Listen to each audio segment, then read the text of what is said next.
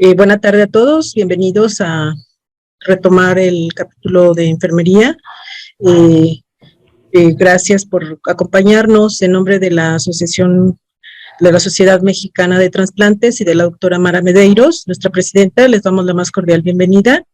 Y para poder presentar a nuestros ponentes, le voy a ceder la palabra a la enfermera Zulem. Adelante, Zul. Buenas tardes. Para mí es un honor, como siempre, estar aquí con ustedes mes con mes en cada una de estas sesiones para el capítulo de enfermería de la Sociedad Mexicana de Trasplantes. Para mí es grato presentarles el día de hoy de nuevo a la licenciada en enfermería y obstetricia Alejandra García León. Ella es especialista en nefrología. Ella nos visita del Centro Médico Nacional de Occidente. Alejandra, hace un mes tuvimos un pequeño percance con el internet, se interrumpió nuestra sesión, pero el día de hoy vamos a darle continuidad a esto. Muchas gracias, Ale, por aceptar de nuevo la invitación. Estás de nuevo con nosotros, te cedemos la palabra. Muchas gracias. Bueno, con el gusto de estar esta tarde aquí con ustedes y darle continuidad a lo que son las intervenciones especializadas de enfermería durante las primeras 24 horas del trasplante. Voy a hacer solamente un breve repaso del tema hasta al momento que se nos cortó la transmisión. Muchas gracias por la presentación nuevamente y bueno, como bien lo mencionaron, pues yo soy enfermera especialista del Hospital de Especialidades, Centro Médico Nacional de Occidente. Dentro de lo que son las intervenciones de enfermería durante las primeras 24 horas son las que nosotros consideramos como intervenciones primordiales. El objetivo de estas intervenciones, pues como bien lo marca el objetivo, es lograr la supervivencia del injerto a pesar de las posibles complicaciones que se puedan presentar. ¿Y cuáles son estas posibles complicaciones? Dentro de la literatura nos marca dos complicaciones primordiales que nosotros tenemos que tener a la vista, considerar los signos y síntomas que nos esté dando el paciente. La siguiente, por favor. Mencionábamos también que dentro de lo que son las teóricas, Virginia Henderson nos enmarca, nos hace toda una relación de actividades que nosotros vamos a tomar en cuenta para el plan de cuidados. Este plan de cuidados sabemos que tiene que ser individualizado y que bueno, que tenemos que tener apego a lo que el modelo de Virginia Henderson nos proyecta. Dentro de estas actividades, el riguroso control diario exclusivamente de ingresos y egresos es lo que nos define la viabilidad o no, o si vamos a tener alguna presencia de complicaciones o no dentro de las primeras 24 horas del trasplante. La que sigue, por favor. El monitoreo hemodinámico va a ser esencial para el manejo del paciente. Necesitamos precisar, tener una precisión en el registro que vamos a estar llevando de la valoración que estamos haciendo del paciente. Por eso dentro de las primeras 24 horas, quienes se encuentran dentro de las unidades de trasplante, pues bueno, las primeras 4 horas son como muy intensas, las primeras 2 horas son muy intensas, porque hacemos una toma de signos vitales cada 15 minutos. Y dentro de esos 15 minutos, el estar vigilando constantemente la diuresis del paciente. Estas toma de constantes vitales, este monitoreo hemodinámico constante es quien nos va a dar la pauta a saber si tenemos alteraciones o no en el estado hemodinámico del paciente. La que sigue, por favor. Existe una elevada prevalencia en enfermedades cardiovasculares. Recordemos, hagamos así como un pequeño recordatorio de nuestros pacientes renales. Desafortunadamente, nuestros pacientes renales van muy a la mano en las complicaciones cardiovasculares. Por lo tanto, se requiere de una adecuada perfusión del injerto. También echando así como un vistazo un poco lo que es la anatomía y fisiología de nuestro organismo, pues bueno, el corazón es el órgano que se protege incluso con el cerebro primero. Y en algunas literaturas se marca que el riñón es el órgano que más se sacrifica para para la perfusión de que es quien más puede aguantar sin una adecuada perfusión. Esto no quiere decir que no vaya a sufrir el órgano. Por supuesto que el órgano sufre cuando hay una disminución de la perfusión. Ahora bien, dentro de las 24 horas del trasplante renal, pues esto es primordial para la preservación del injerto. Básicamente la sobrevivencia del injerto depende de una adecuada perfusión hacia La que sigue, por favor.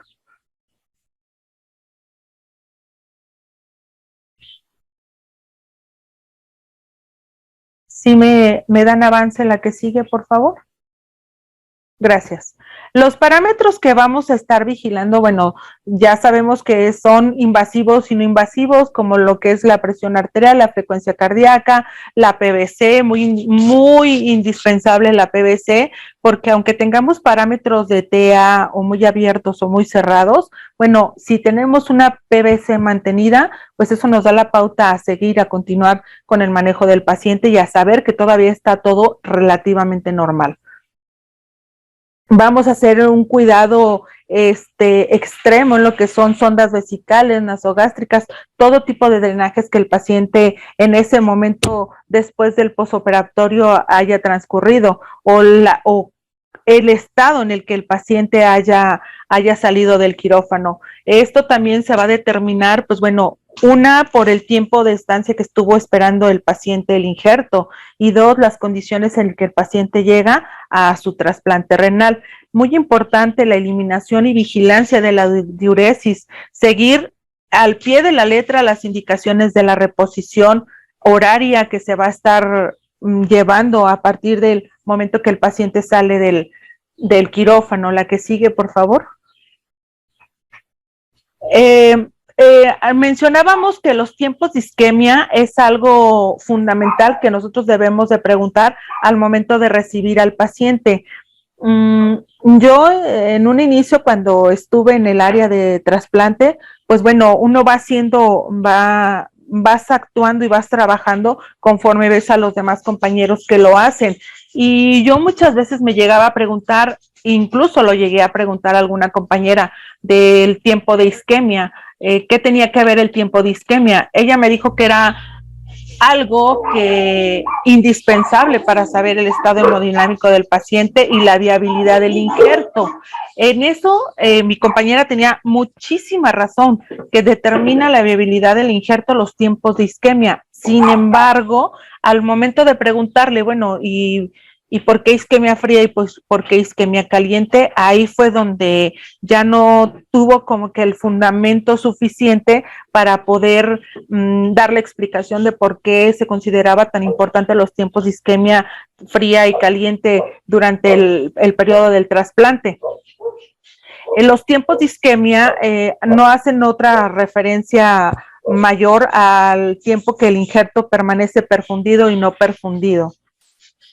Que esto es muy importante y que determina si es donador vivo relacionado o si es donador cadavérico de quien el paciente recibió su trasplante.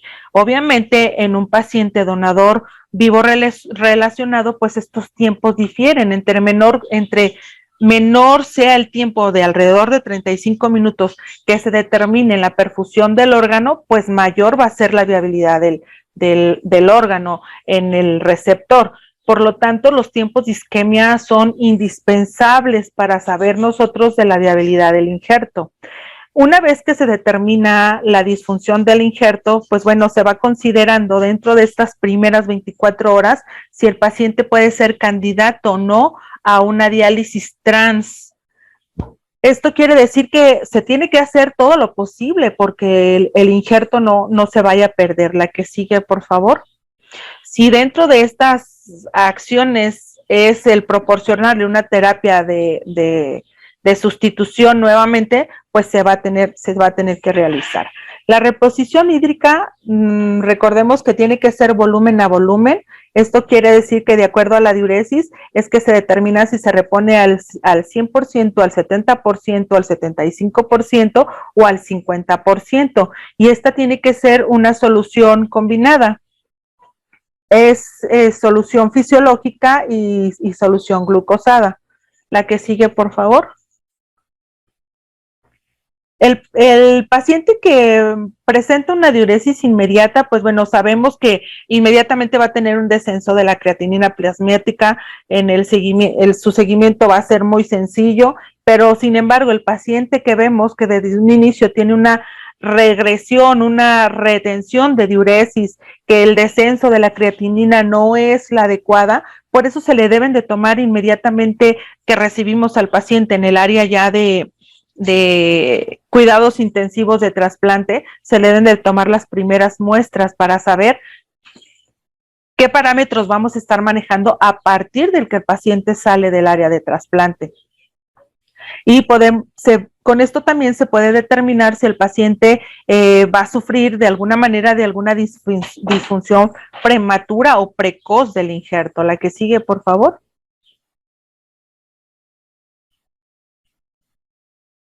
Y aquí es donde nos quedamos. Bueno, tal como lo marca el tema, las primeras 24 horas del trasplante del paciente a la recepción del órgano, pues bueno, estrechamente se nos pide la vigilancia del estado hemodinámico del paciente, su estado respiratorio, la diuresis, y aquí hay que considerar algunos puntos que tal vez de momento no se comentan mucho en el área de trasplante, y no se comentan mucho tal vez por la falta de organización en el sistema o el desconocimiento del personal que estamos dentro de las áreas que proporcionamos la hemodiálisis, es avisar al área de trasplante si el paciente se va a trasplantar, si el paciente todavía conserva alguna de la diuresis residual.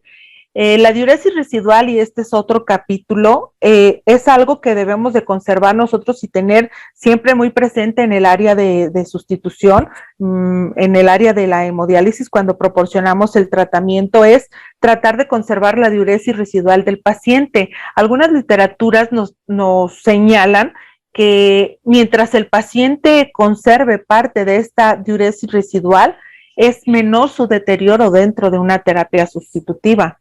Por lo tanto, esas malas prácticas que a veces tenemos dentro del área de hemodiálisis de no considerar o no preguntarle al paciente, de no estar informado el propio paciente, nosotros como personal de enfermería, de todavía indagar si el paciente conserva parte de esa diuresis residual y considerarlo en no hacer la extracción total de los litros de agua que el paciente trae en su momento extra. Si nosotros jalamos esos litros extras que trae el paciente, pues vamos a estar contribuyendo a la disminución de la diuresis residual. Por lo tanto,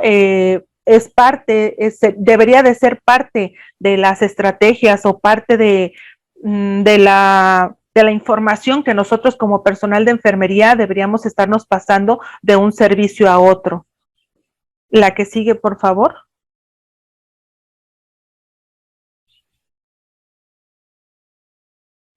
¿Qué complicaciones vamos a encontrar? Son dos complicaciones primordiales o fundamentales que afortunadamente no se ven muy constantemente dentro del área de trasplante, sin embargo son muy simbólicas. Una de ellas es la función renal retrasada, que se define como un tipo de insuficiencia renal aguda, característica post-trasplante, obviamente, posterior a la cirugía, y que lo único que nos da como signos para nosotros saber que el paciente está teniendo probablemente esta complicación de función renal retrasada es la disminución de la diuresis. Por eso nuevamente les vuelvo a hacer la mención, los tiempos de isquemia, el tiempo que tardó en perfundirse el riñón una vez que se hace la conexión, cuánto tiempo fue el tiempo de isquemia caliente, cuánto tiempo fue el tiempo de isquemia frío, si empezó a orinar inmediatamente. Por eso también es tan importante la recepción del paciente. Quiero mencionar que muchas de las veces el personal que nos encontramos dentro de las áreas de trasplante, pues no tenemos como esa habilidad como las compañeras que ya tienen muchos años dentro del área, ¿no? Pero, sin embargo, en la hoja de enfermería, en el control que se lleva, ahí sí nos marca los parámetros que debemos estar preguntando a la compañera que nos está entregando el paciente del área de quirófano. En el caso del centro médico, los quirófanos se encuentran muy cerca del área de trasplante. No es tan difícil como cruzar o pasar del área de cuidados intensivos de trasplante al área de quirófano y preguntar cómo va el paciente. Preguntar si está necesitando, no sé, la aplicación de algún medicamento, si está la perfusión en qué momento fue, si la perfusión fue a cuántos litros de solución se le están ingresando al paciente, cuánto lleva de perfusión, si se le hizo algún vaciado de la bolsa al momento de hacer la conexión. Son datos que pudiéramos estar al pendiente del paciente y que nos daría una mayor seguridad del estado hemodinámico con el que vamos a recibir el paciente. Recordemos también que en algunas ocasiones nuestros pacientes son pacientes que se deterioran muy rápido por la propia característica de la enfermedad. Son pacientes que se deterioran y que tienen muchas complicaciones a la vez. El paciente, en mi punto de vista y de acuerdo a lo que yo he revisado dentro de la literatura, me parece que el paciente que mejor se conserva a llegar a un trasplante renal es el paciente de diálisis peritoneal. La hemodiálisis no digo que sea una terapia no eficaz, es una muy buena terapia. Recordemos que estas terapias no compiten entre sí. Las tres terapias son terapias de sustitución renal. Tanto la diálisis peritoneal, la hemodiálisis y el trasplante son terapias de sustitución a la función renal. Sin embargo, ninguna de ellas compite entre sí, pero a mí me parece que la conservación del paciente, y sería bueno hacer tal vez algún estudio de esto, a mí me parece que el paciente de diálisis peritoneal se conserva mucho mejor. Obviamente un paciente que no ha tenido complicaciones constantes como peritonitis, ingresos constantes de urgencia a hospitalización, pero dentro de mi clínica, dentro de la observación que he podido realizar, yo creo que se conserva mejor el paciente. Y bueno, finalmente, el tipo de complicación que es la función renal retrasada, pues si nos basamos a la tasa de reducción de creatinina, a los estudios posoperatorios que se le toman al paciente inmediatamente de salir del trasplante, al tipo de diuresis que está teniendo el paciente, la cantidad, podemos pensar que el paciente pudiera estar sufriendo de alguna función renal retrasada. La que sigue, por favor. Y que bueno, a la larga esto compromete mucho el estadio del injerto en el propio receptor. Aquí es que se determina si el paciente va a tener la necesidad de diálisis tras el trasplante o no. Y si esto sucediera, pues bueno, va a tener que ser una hemodiálisis de manera muy gentil, una hemodiálisis en la que solamente se le ayude al paciente, al injerto, a seguir conservando su función. O sea, le vamos a dar como un empujoncito nada más al riñón, ¿no? No quiere decir que al paciente ingresar al área de hemodiálisis, el paciente está teniendo un retroceso o está perdiendo el injerto. No, por el contrario. Este tipo de terapia, el proporcionarle al paciente nuevamente la hemodiálisis, es para ayudarle a que tenga un deceso en la creatinina plasmática, obviamente para que no tenga retención de líquidos nuevamente, pero siempre nuevamente aquí conservando un poco de función residual y conservando un poco de volumen para que el propio órgano siga trabajando. Algunas literaturas mencionan que puede ser una terapia lenta continua, que en este caso pues pudiera ser la prisma, la que llamamos nosotros prisma, que es una terapia lenta continua, que pudiera ser un poco más gentil por el tipo de volúmenes que maneja, por el tiempo de permanencia, pero otras literaturas se contraponen a estas referencias. Nos dicen que no puede estar el paciente conectado más de 24 horas a este tipo de terapia, que lo más aconsejable sería que si estamos ante la presencia de esta complicación de una función renal retrasada, pues solamente se le dé un empujoncito al riñón para que pueda seguir trabajando. No quiere decir que le quitemos totalmente la función, y aquí también sería el explicarle al paciente y explicarle a la familia y decirles que no es que esté volviendo nuevamente a la terapia de sustitución o que el injerto no está siendo totalmente eficaz en el paciente, que tenemos algún problema en la aceptación del injerto y que se está teniendo un retraso en la función del injerto, pero no quiere decir que lo esté perdiendo. Ahora bien, recordemos que los niveles de creatinina también se deben de considerar para la toma de los inmunosupresores del paciente. Por eso es que dentro de estas primeras 24 horas van muy de la mano si se tiene el descenso o no de la creatinina plasmática de los productos actuados para la toma de los inmunosupresores en el paciente, ¿no? Y cuánto va a ser la dosis que se va a iniciar con el paciente, que igual esto ya está estandarizado y va a depender de la valoración que el médico le realice al paciente. Por lo tanto, dentro de las primeras 24 horas, pues va a ser muy importante esa valoración extrema que nosotros estemos realizando al estado hemodinámico del paciente. La que sigue, por favor.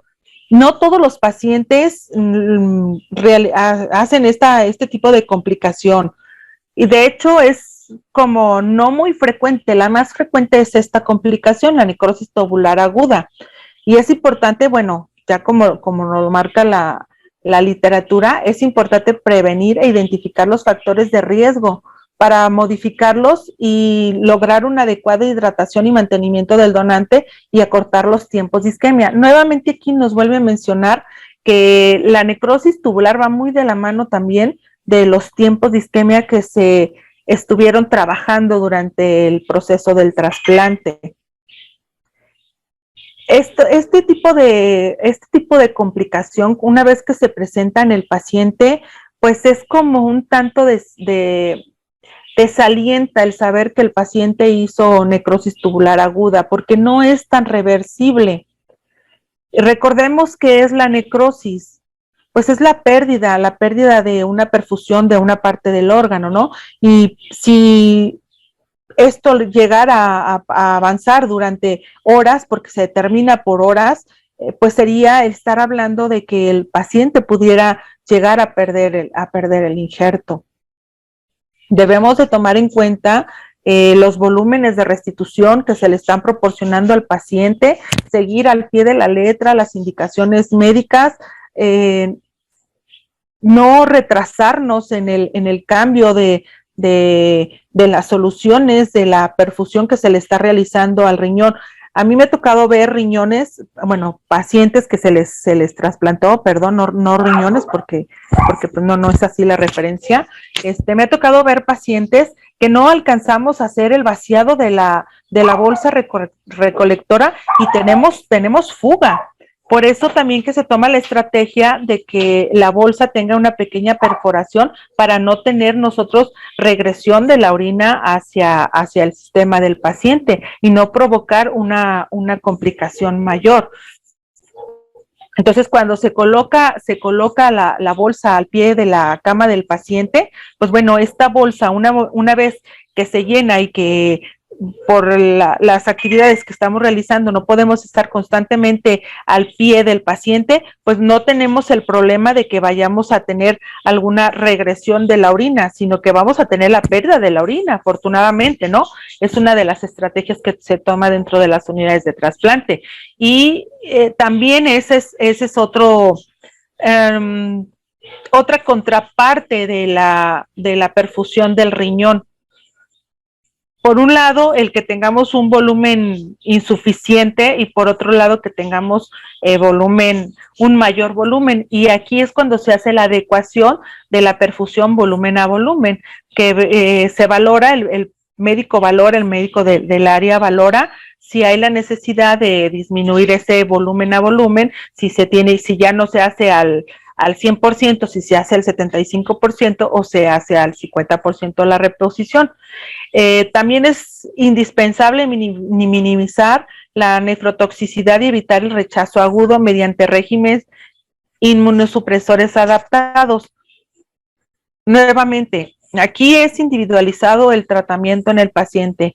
No podemos estandarizar en este caso a todos los pacientes, darles la misma cantidad, los mismos miligramos de inmunosupresores a cada uno de ellos. No, esto es totalmente individualizado y bueno, esto lo sabemos todo dentro del área de trasplantes y lo saben todos dentro de las áreas hospitalizadas, que tratamos ya hoy en día, hoy por hoy, de individualizar sí o sí los tratamientos en los pacientes. La que sigue, por favor. Una vez que se establece también el diagnóstico, recordemos que para llegar a estos diagnósticos, pues se tiene que hacer una serie de tomas de laboratoriales, tomas de estudios, para saber si el paciente está presentando solamente una función retrasada o está en una necrosis tubular aguda. Y bueno, una vez que se determina el diagnóstico, el soporte se realizará a través del tratamiento de sustitución.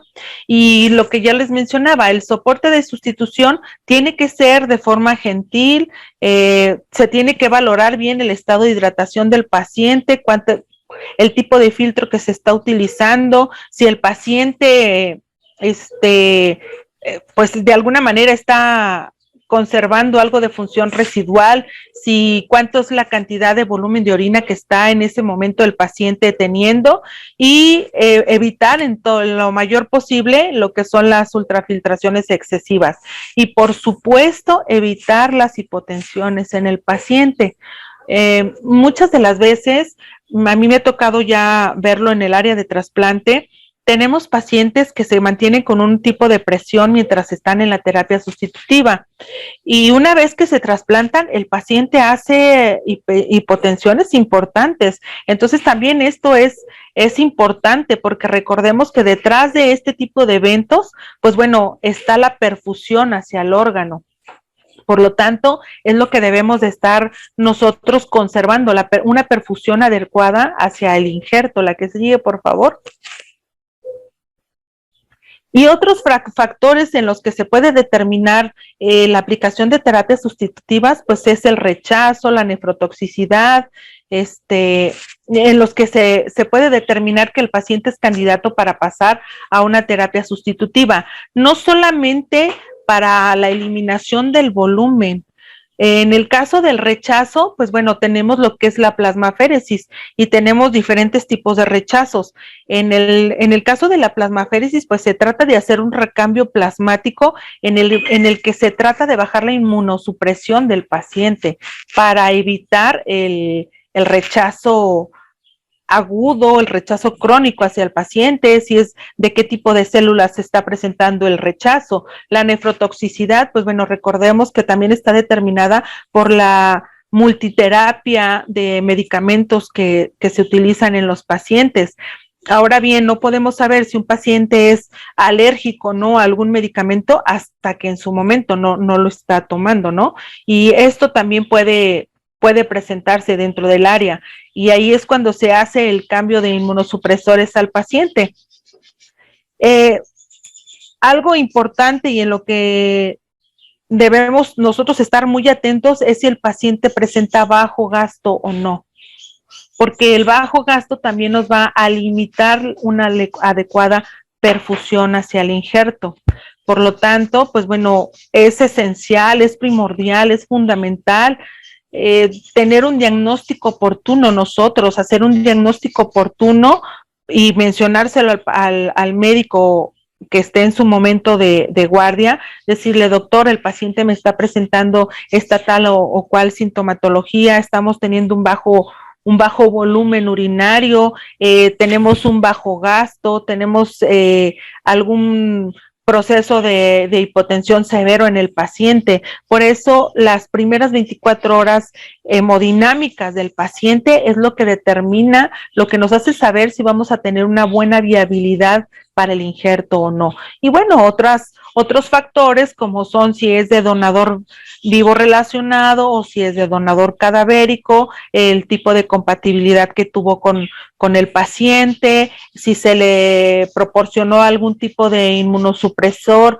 dentro del área de trasplante, el tiempo que tardó en llegar, en los tiempos de isquemia también, son una serie de factores que van a determinar si la viabilidad del injerto va a ser de buena condición para el paciente. La que sigue, por favor. Indiscutiblemente, el manejar al paciente de forma precoz, de forma oportuna, el nosotros estar alerta del estado hemodinámico del paciente, hacer los registros, presentárselos al médico, estar tras estas actividades tan intensas que representan las 24 horas del injerto hacia el receptor, pues van a determinar la viabilidad del injerto. Nosotros podemos considerar y podemos darnos una idea de si este injerto pues va a tener una buena calidad del paciente al recibirlo. Por eso es que las primeras 24 horas, pues bueno, son fundamentales, y tenemos terapias de rescate, como en este caso son las terapias de sustitución renal, que pueden apoyar mucho al paciente. En el caso del paciente pediátrico, si en el paciente adulto estas primeras 24 horas son sumamente considerables, son sumamente importantes para la viabilidad del injerto, en el paciente pediátrico es todavía aún más. Y en el paciente pediátrico quiero mencionarlo, que también se llegan a utilizar este tipo de terapias de sustitución con mayor premura, pero también se llegan a utilizar. Ahora bien, recordemos que se van a tomar todas las alternativas y todas las herramientas que tengamos disponibles para conservar el injerto, porque pues ahora sí que no es cualquier cosa llegar a un trasplante renal. El paciente que va a ser receptor de un injerto, pues bueno, tiene que reunir una cantidad de requisitos, está a expensas de una serie de consultas, y todo este protocolo le llega a llevar al paciente incluso hasta más de un año para poderse presentar a una etapa de trasplante. Por lo tanto, cuando el paciente ya está en el área de trasplante, pues se tiene que hacer todo lo humanamente posible por rescatar ese injerto. La que sigue, por favor. Pues muchas gracias. Este es el área de trasplantes del centro médico, y quisimos hacer una pequeña caricatura. Es el dibujo que ustedes tienen abajo, una pequeña caricatura del área. Es un área muy bonita y a la vez muy intensa. Las primeras 24 horas son totalmente intensas para el paciente y para nosotros como personal de enfermería. Y pues solamente mencionarles que el personal que se encuentra dentro de esta área pues está altamente capacitado para tratar oportunamente al paciente. Y pues hasta aquí concluiríamos con el tema. No sé si quieran programar preguntas y respuestas ahorita o hasta el final, maestra.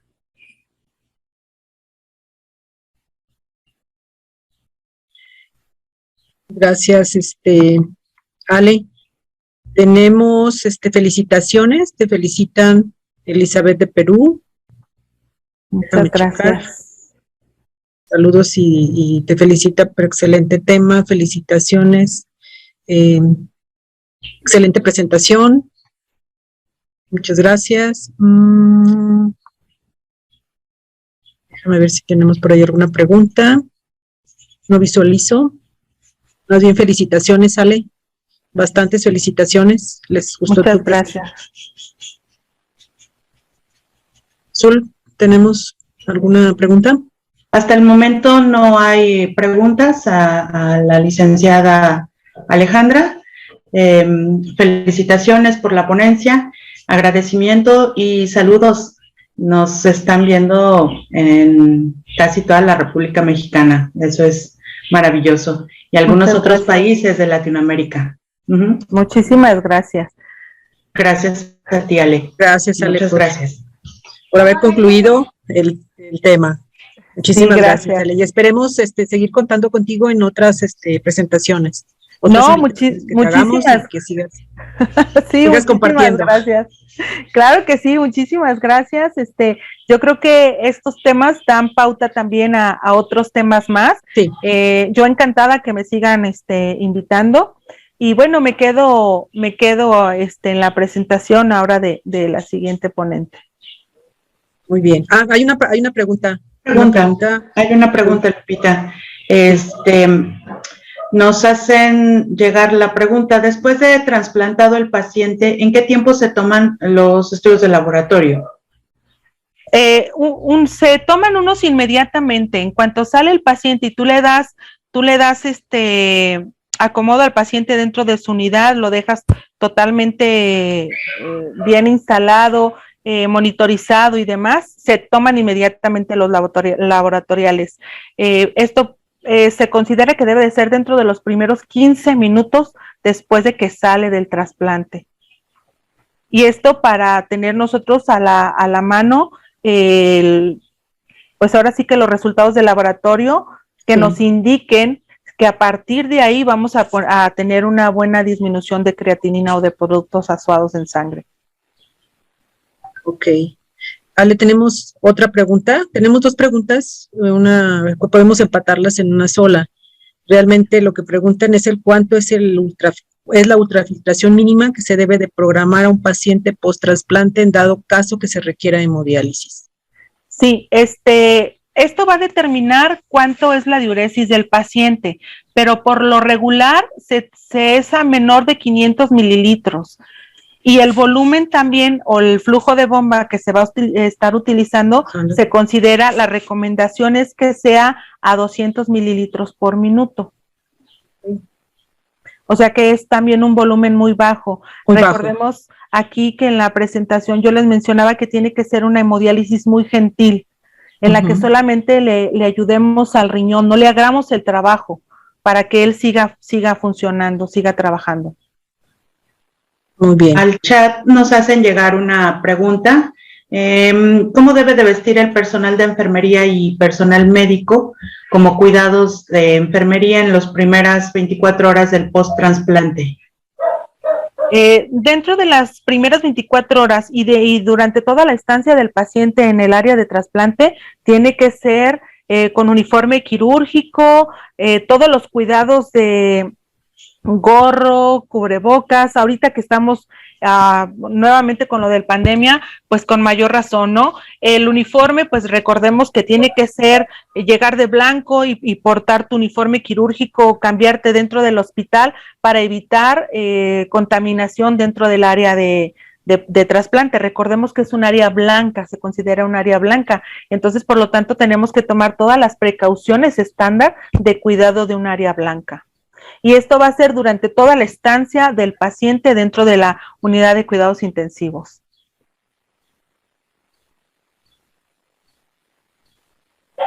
Muchas gracias.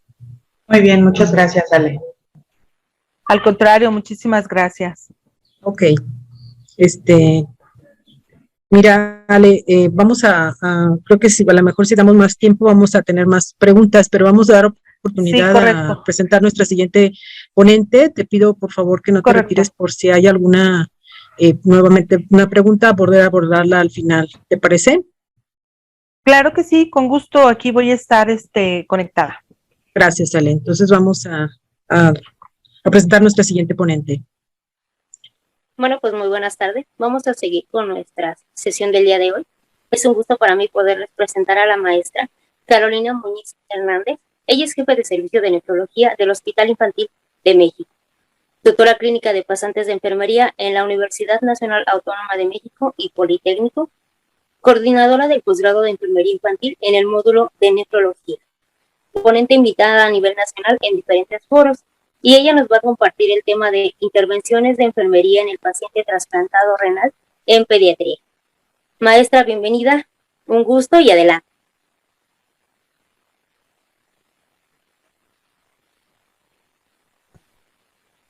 Hola, muy buenas tardes. Buenas tardes. Hola, es un gusto compartir con ustedes un poco de mi experiencia. Agradezco a todo el comité organizador y asimismo a todo el personal que está detrás de ahora estas computadoras de la tecnología, ¿no? Por todo ese compromiso que tienen hacia el paciente en cuanto a la capacitación. Pues bueno, yo siguiendo con lo que comentó la licenciada Alejandra, les voy a contar lo que hacemos nosotros en el Hospital Infantil de México. Maestra, ¿podríamos poner su pantalla en grande? Se ve todavía en pequeño. Por favor.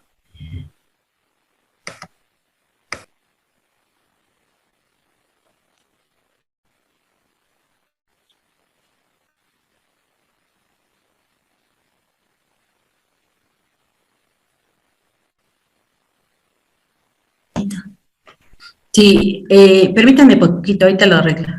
Claro que sí.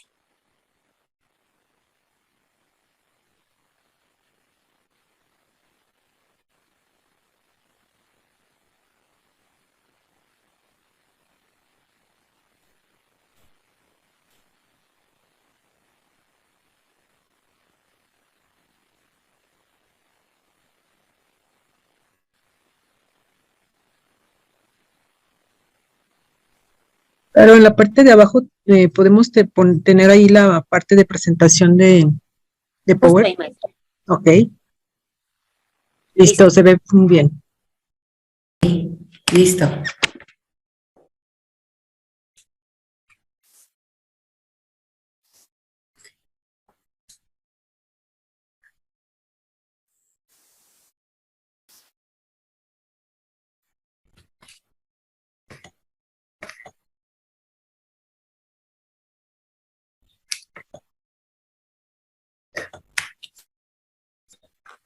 Muy bien. Miren, en México la insuficiencia renal crónica se encuentra entre las primeras 10 causas de mortalidad general. Esto lo encontré en una revista del IMSS y son las principales causas de atención en hospitalización.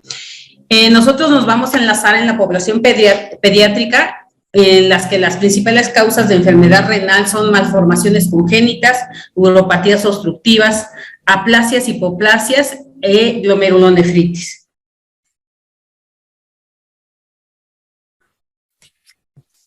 Hoy en día, permítanme, se me adelantó una, ¿sí?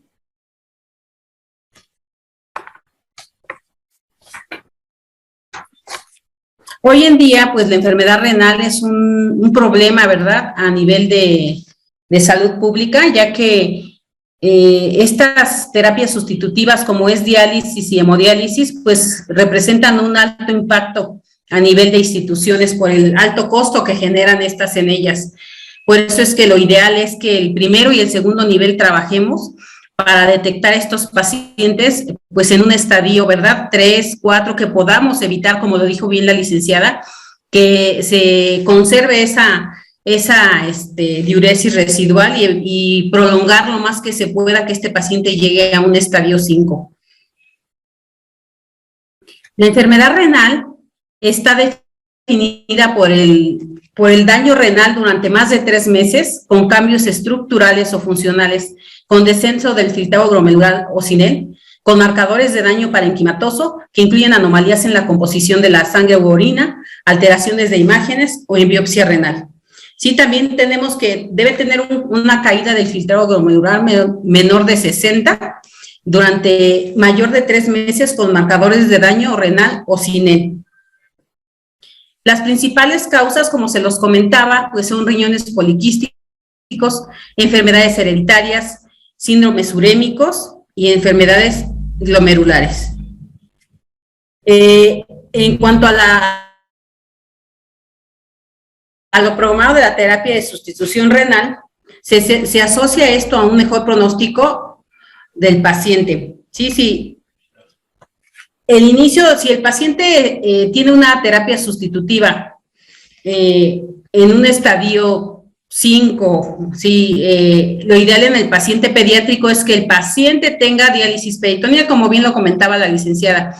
Tienen mejor calidad de vida, ¿sí? Llegan con mejor pronóstico a un trasplante renal, si el paciente llega más nutrido, con buen peso, ¿sí? Y entonces esto nos va a favorecer un trasplante renal.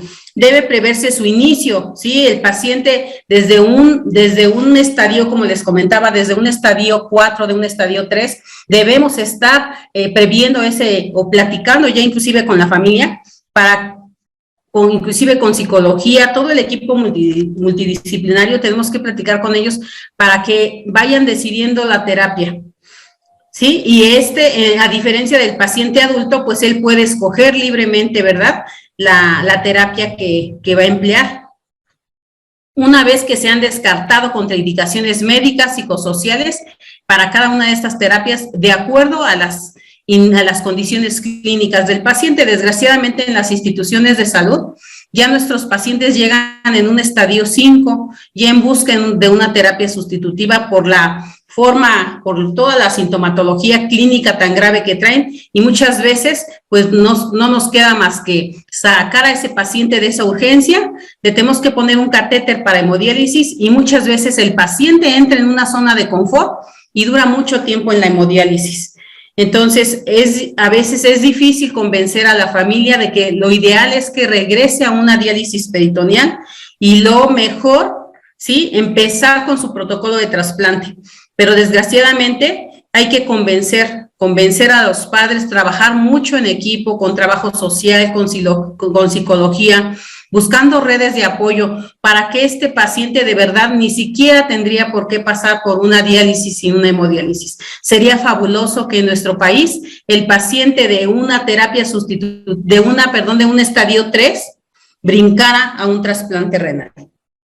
Sin embargo, pues la verdad es que en mi experiencia no lo he visto tanto, ¿sí? Entonces el paciente desgraciadamente ya a veces urge trasplantar a ese paciente, pues porque a veces ya duró mucho tiempo en hemodiálisis, ya los abscesos se le terminaron, ha tenido a lo mejor múltiples peritonitis. Entonces lo ideal es que se trabaje con la familia desde un 3.º o 4.º nivel, y que se inicien los protocolos para trasplante. Como les comentaba, pues la mejor opción terapéutica para los pacientes con enfermedad renal es el trasplante, ¿verdad? ¿Por qué? Porque va a restablecer a una vida sana, va a tener mejor calidad de vida este paciente y va a ser de mayor productividad. Sin embargo, si no nos queda de otra, como les comentaba, pues lo ideal es que el paciente pediátrico esté en diálisis por la calidad de vida que va a tener, además de que va a poderse incorporar a la escuela. Estos niños deben estudiar, ¿sí? Y lo mejor es que todas estas familias regresen a su lugar de origen, ¿sí? Capacitar a los familiares, y deben regresar, porque a veces de verdad llegan aquí, les digo de experiencia en el hospital, a veces llega una familia, llega con un niño, y pues solo se puede quedar el niño y la mamá, porque en su estado dejaron más niños pequeños y no hay quien cuidarlos. Entonces a veces destruimos también familias. Entonces lo ideal es que el niño regrese a su lugar de origen. Y toda la gente que se viene a capacitar aquí a la Ciudad de México debe regresar. Yo siempre les digo a las estudiantes, porque vienen y se apasionan con los hospitales grandes, pero lo ideal es que ellos se vayan a sus lugares de origen y echen a andar esas unidades de trasplante, esas unidades de diálisis. Sí, me pasó en una ocasión que fuimos a un estado y vimos ahí un Prisma abandonado, y nosotros, no puede ser. Entonces, ¿por qué? Porque la gente se viene a estudiar a las grandes ciudades y después ya no quieren regresar a sus estados. Entonces, debemos regresar para proporcionarles todo a nuestros pacientes. Pero, ¿qué papel va a jugar enfermería? Sí, enfermería juega un papel muy, muy importante. Es de verdad que es una parte fundamental. Somos los ojos de los médicos, ellos confían totalmente en nosotros. A veces ellos tienen demasiados pacientes, demasiado trabajo, entonces enfermería de verdad que está ahí vigilando, como lo dijo la licenciada, pues ese estado hídrico del paciente, ¿verdad? ¿Y a qué tipo de pacientes nos vamos a encontrar? Pues son pacientes sometidos de primera instancia a una cirugía mayor, con múltiples cuidados, son pacientes pediátricos, entonces van a requerir de mayor, pues que esté ahí la enfermera. A futuros, lo que se pretende, y de verdad he leído varios artículos y ojalá y se pueda hacer, es terapias abiertas para los familiares. El cuidador primario juega un papel importante en el tipo de pacientes, ¿no? Sobre todo, ¿por qué? Porque nos pueden ayudar a la ingesta de líquidos, a el convencimiento de este paciente porque les cuesta mucho trabajo tomar agua. Una vez que tienen restricción hídrica y después les decimos tomen agua, ya no quieren agua. Entonces se da todo lo contrario ahora, ¿no? Tenemos que educar al cuidador primario, ¿sí? El cuidado de enfermería irá encaminado a detectar precozmente complicaciones. Debemos detectarlas, debemos evitar infecciones, reducir la ansiedad del paciente y su familia y educar al paciente y a su familia en el autocuidado. Inclusive esto inicia desde antes, desde la fase preoperatoria, ¿verdad? Cuando sesionamos a este tipo de pacientes que se reúne psicología, trabajo social, el nefrólogo, el cirujano, toda la gente que vamos a intervenir con este paciente, debemos presentarnos con él y decirles cuál va a ser nuestro papel dentro de esa unidad de trasplante, ¿sí?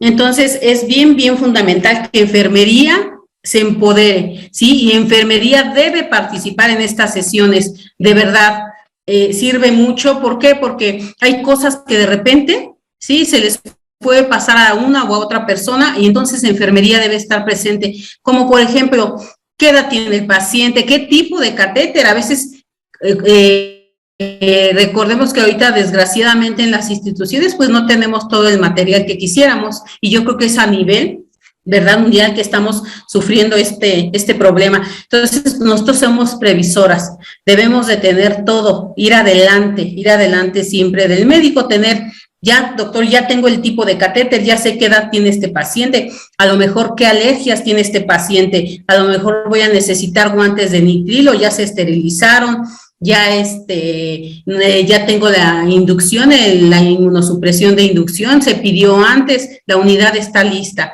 Y de hecho, de verdad, el recurso humano es fundamental, ¿sí? Tenemos que prever todo eso, ¿sí? Las unidades de trasplante, las unidades de hemodiálisis, el ausentismo no está permitido, ¿sí? Porque si el perfil del profesional que se requiere ahí es, pues, de verdad, cero ausentismo, porque ¿qué va a pasar si no me llega una persona a hemodiálisis? Simplemente, muchas veces, no se puede realizar el procedimiento al paciente, aunque nosotros somos un hospital escuela y el médico que está en el área de nefrología, de hemodiálisis y de trasplante, saben desde ensamblar una máquina de hemodiálisis, una máquina de ósmosis, pueden bajar a las terapias con el prisma sin enfermera. Sin embargo, esto no puede ser, ¿sí? Entonces, ausentismo cero para estas unidades. Les voy a contar un poquito de estadística en cuanto a lo que hacemos en el Hospital Infantil de México. En el 2019 se hicieron 21 trasplantes de donador vivo relacionado, 11 de donador cadavérico, dando un total de 32. Para el 2020 se hicieron 13 de donador vivo relacionado, 6 de cadavérico, dando un total de 19. Aún y con toda la pandemia, todavía se lograron hacer en el 2021 22 trasplantes de donador vivo relacionado, donador cadavérico y dando un total de 32. Sin embargo, como les comentaba, nuestra meta es pues convencer a la familia de que inicie con su trasplante renal, porque lo ideal es que se inicie desde antes, no cuando el paciente ya está grave y urge que sea trasplantado, ¿sí? Nuestro objetivo general, pues, es describir las intervenciones de enfermería dentro del servicio de trasplante renal, durante las distintas etapas o fases por las que atraviesa el niño trasplantado. Yo me voy a enfocar, aunque la licenciada Alejandra ya les habló del preoperatorio, intraoperatorio, posoperatorio, y vamos a ver mucho lo que es educación para la salud durante todo el trasplante hasta el alta del paciente. Sí, el paciente se debe de ir capacitado para ¿sí? Organizar su inmunosupresión y el apego a ellos. Obviamente, ahí trabajamos con todo el equipo, tanto lograr, el paciente no se puede ir de alta si no tiene todos sus medicamentos, ¿sí? Si no sabe organizarlos, ¿sí? Y si no está convencido, de hecho, desde antes de ser trasplantado el paciente, tiene sesiones con psicología para ver si va a haber apego o no al tratamiento, ¿sí? Vamos a ver lo que es atención a la familia. ¿Cómo nos ayuda esto? Pues vamos a disminuir el estrés y explicarnos normas de aislamiento. Una vez que se sesiona el paciente, psicología juega un papel importante en esta parte, ¿sí? Una vez que se sesiona, psicología le da un recorrido al paciente pediátrico con la familia, les dice cómo está la unidad, qué a lo mejor qué, y ahí nos pueden decir, ellos preguntar todo lo que quieran, qué pueden meter. Nosotros les permitimos, inclusive es la verdad, meter hasta su tableta si quieren, su teléfono, sí, perfectamente desinfectado, a lo mejor su muñeco, el que más quieran, porque hay un apego hacia ese objeto. También cuando son niños pequeños, pues sí, les damos la oportunidad de que entre el cuidador primario. Se ha demostrado que nos disminuye demasiado la ansiedad y el paciente coopera más. Entonces, es muy, muy importante para que tenga apego el paciente con su tratamiento. En cuanto a la preparación de la unidad del trasplante, pues una vez que el paciente ingresa, él baja a quirófano y es el momento para que esta unidad quede totalmente preparada, ¿sí? Debemos tener lista la cama, nada de que ahí no sube el respaldo, no baja, esta cama se atora, los barandales no sube.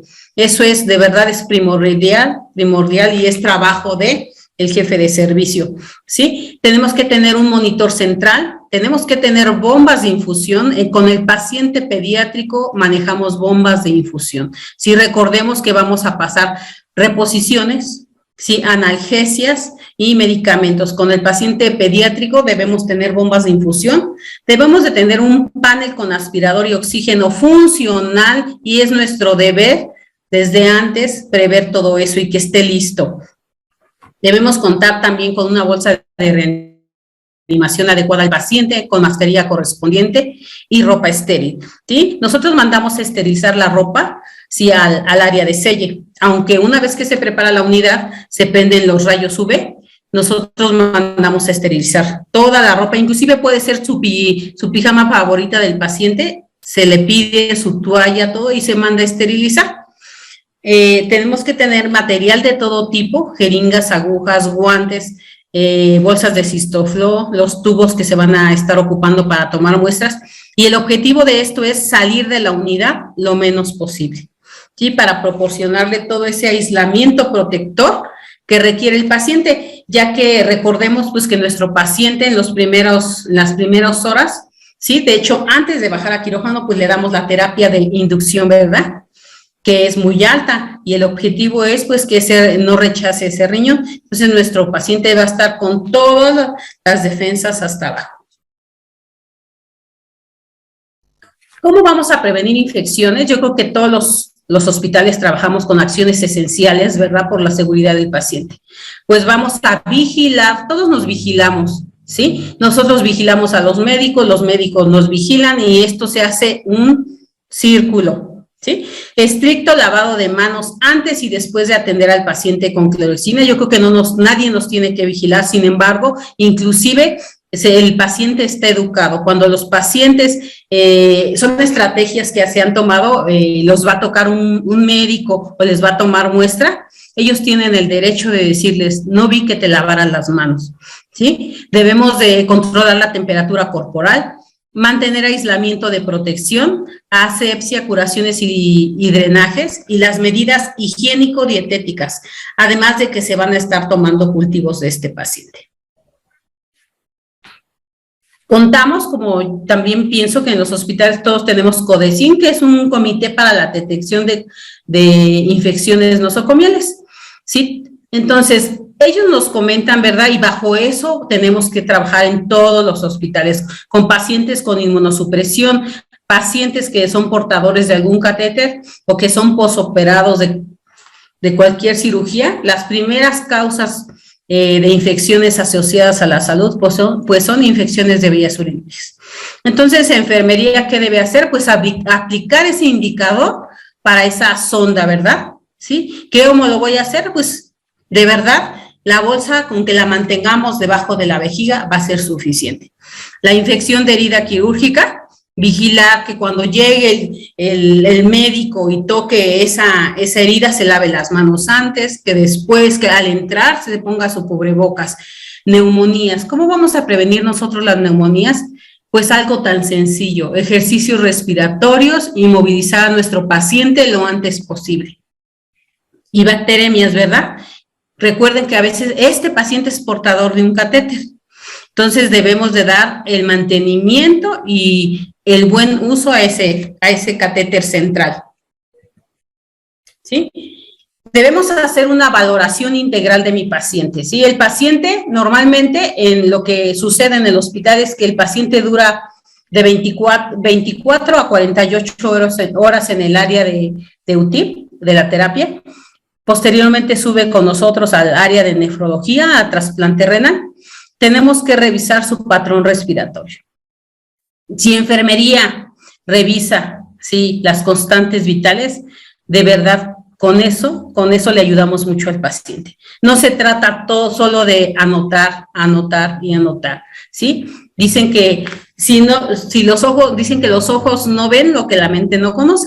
Entonces, muchas veces anotas tú, como lo decía la licenciada, el paciente no se te puede hipotensar, porque eso nos va a dar mayor pauta a que ese riñón sufra, ¿verdad?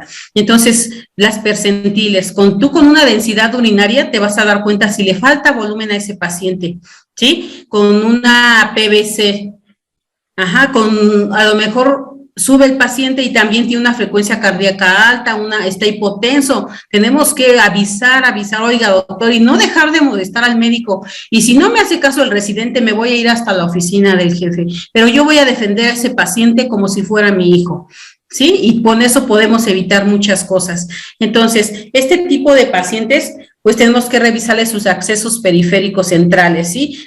Tenemos que trabajar con normas. ¿Qué nos dice la norma 022? Pues bueno, mi catéter, ¿cómo debe estar fijado? Debe estar con un apósito transparente. ¿Cuándo lo voy a curar? ¿Qué tipo de apósito tiene? ¿Sí? Recordemos también que muchas veces los pacientes saltan de un área, de una terapia sustitutiva como lo es la hemodiálisis, saltan a un trasplante renal y ese paciente se va a trasplantar y va a conservar su catéter de hemodiálisis hasta que esa creatinina haya bajado y aseguremos que el riñón está funcionando. Porque si este paciente nos hiciera a lo mejor un edema agudo de pulmón, pues nosotros podemos ayudarle con ese catéter. Pero si ese catéter no le dimos el mantenimiento y no lo heparinizamos, puede ser que se nos haya tapado. Entonces es nuestro deber, ¿sí?, dar el mantenimiento a ese catéter. Tenemos que ver los drenajes quirúrgicos, la herida, la respuesta al dolor y la comodidad del paciente. No se vale que habiendo clínicas de dolor en los hospitales, el paciente esté con un EVA, con un FRAC o con un TRIES de alto, ¿no? Dependiendo la escala que se lleve en las unidades. Entonces, no se vale que eso suceda, ¿sí? Porque quiere decir que enfermería no está presente, que no estamos vigilando al paciente. Entonces, es nuestro deber que ese paciente esté lo más confortable posible, ¿sí? Ahora ya no somos hacedoras, ¿sí? No se vale que, le tengo que tender la cama porque le tengo que tender la cama, ¿no? Hay que ver cómo pasó la noche ese paciente, cómo está, a lo mejor su diagnóstico en este momento es el confort y el sueño. Entonces, yo solamente me voy a preocupar, como bien lo dice la licencia, por estar reponiendo esas diuresis, ¿sí? Administrando sus medicamentos y cuidando que el paciente esté lo más cómodo posible, tranquilo, ¿sí? Y no dejar de irrigar ese riñón, perfundir ese riñón. También ¿cómo vamos a va a darle mantenimiento a la función renal? Pues tenemos que tener un control hemodinámico en cuanto a la diuresis, la frecuencia cardíaca, los signos vitales, la densidad urinaria, como les decía.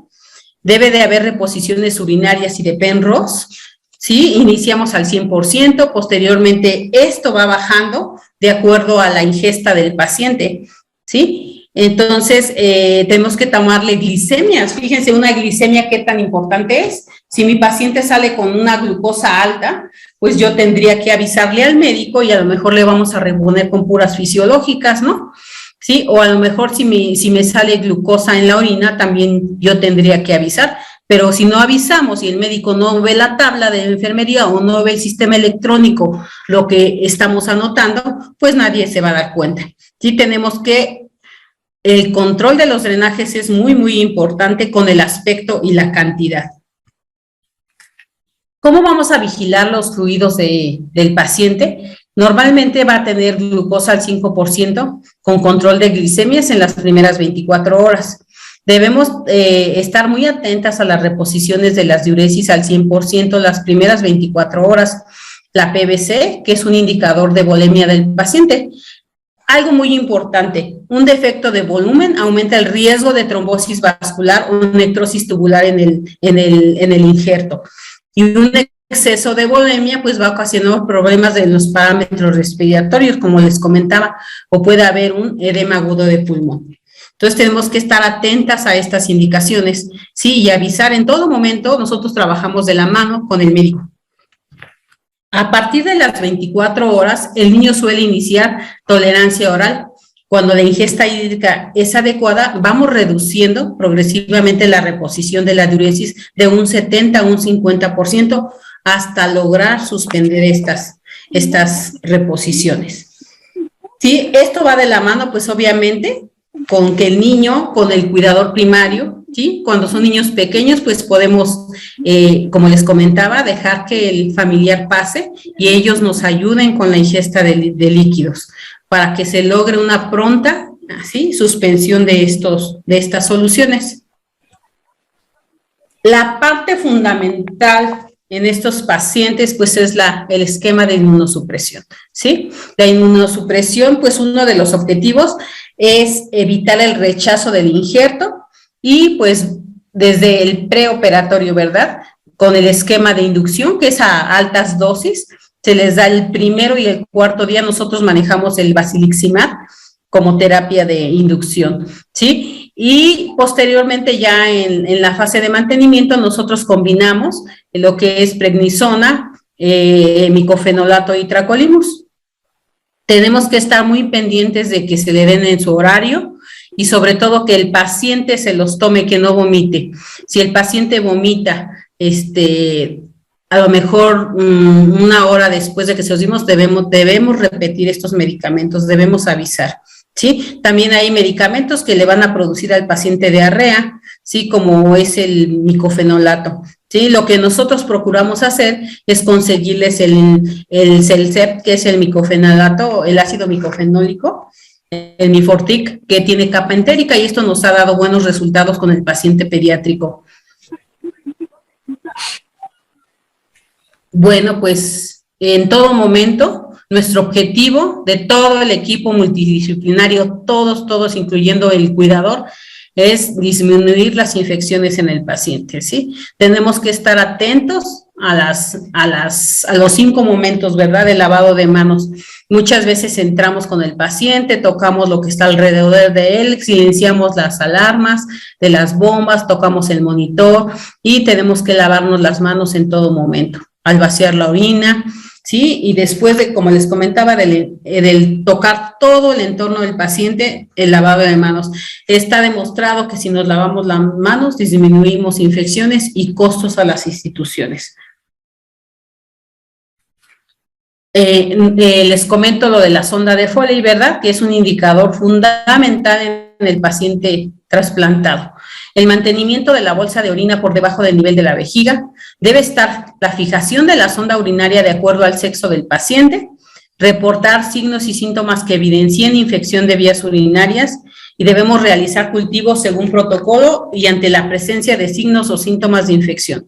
Lo ideal es que esta se retire entre el 4º y el 6º día, ¿sí? Y aquí pues lo importante es vigilar la uresis, ¿verdad? Que en todo momento haya diuresis por protocolo se debe de estar cuantificando cada hora, todos los drenajes cada hora, así como la reposición según las indicaciones que nos indiquen. No se vale que, me llevo el niño al ultrasonido y le desconecto todo.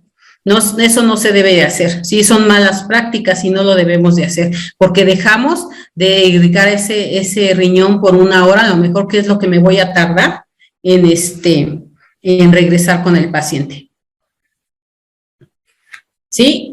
Nos debe llamar la atención, ¿sí? De verdad, la enfermería de hoy es curiosa, de verdad nos debe llamar la atención. Si deja de orinar, si tenemos bajo gasto en la sonda de Foley y el Penrose nos está aumentando de gasto, pues avisar, algo está pasando, no es normal, eso no es normal. Sí, hay ahora en la actualidad, pues tenemos muchos marcadores para ver si a lo mejor el Penrose está drenando orina y por eso es que el paciente me dejó de orinar. Sí, pero si nadie se da cuenta, sí, y enfermería no reporta, sí, el paciente es el que va a sufrir las consecuencias. Entonces, esto juega ahí un papel importante en enfermería, ¿sí? Hay muchas causas, como son las fístulas, entonces, pues tenemos que avisar inmediatamente. ¿Sabe qué? Me dejó de gastar la no hay diuresis y el Penrose está aumentando. Entonces, doctor, sugiero que la llevemos a un ultrasonido, si algo está pasando.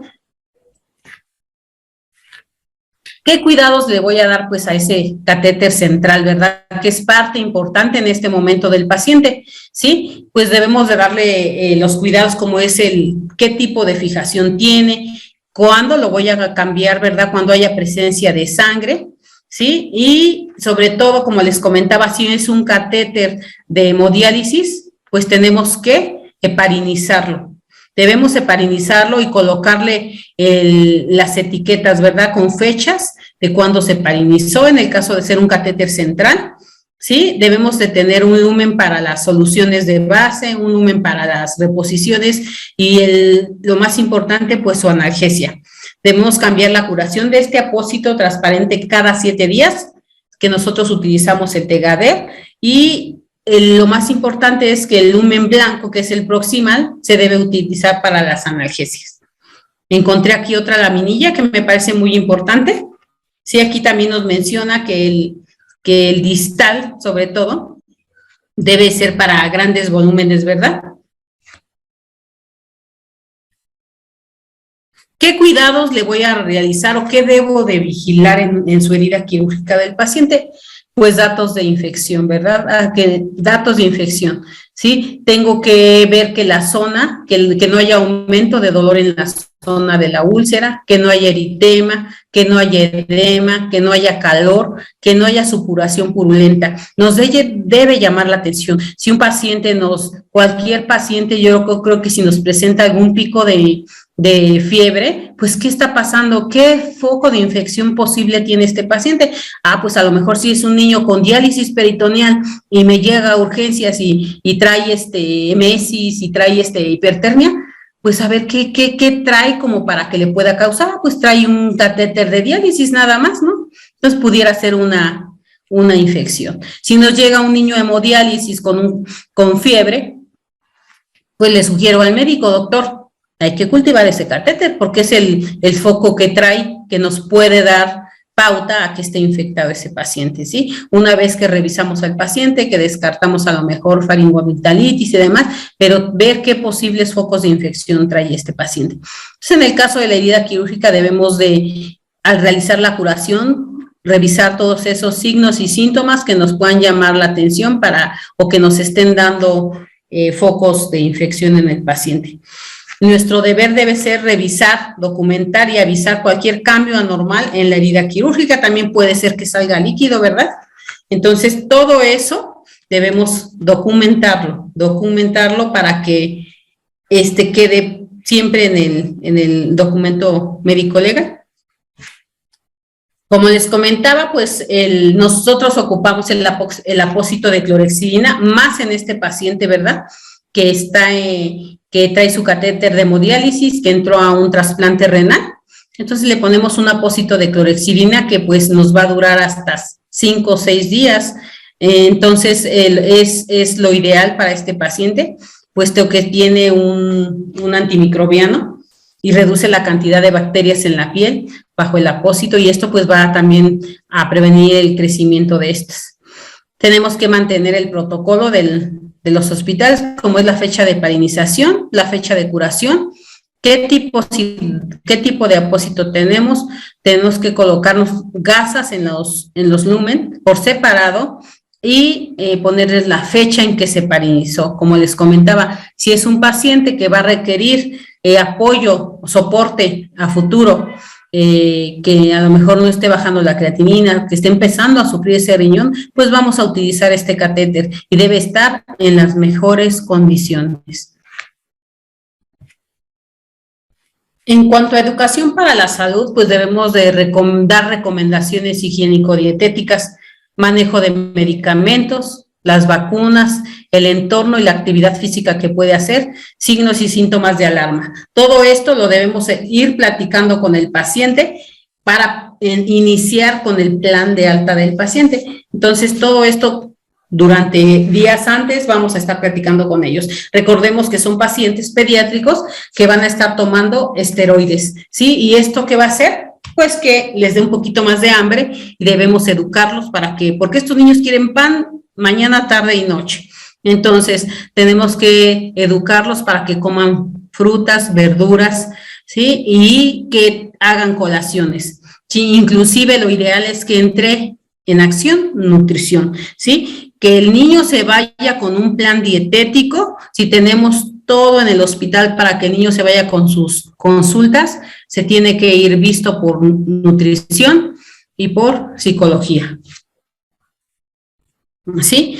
Pero esto es un compromiso de todos, ¿sí? De hecho, desde que el niño está en hemodiálisis o en diálisis, se deben de hacer sesiones de educación continua con el paciente. Paciente que no está apegado al tratamiento, le toca dar clase. Entonces, ellos nos apoyan, los nutriólogos nos apoyan con todos los pacientes. Aquí tenemos una sesión de los niños que están en hemodiálisis, ¿sí? Y les dicen todo lo que pueden comer, cómo lo pueden sustituir, por qué lo pueden sustituir, qué tan importante es el apego a su tratamiento, ¿sí? Entonces, ahí, ¿qué es lo que hacemos? Le damos seguimiento a cada paciente para que se mantenga en su peso y su diálisis no sea tan agresiva y que pues conservemos esa función residual que es tan importante en estos pacientes.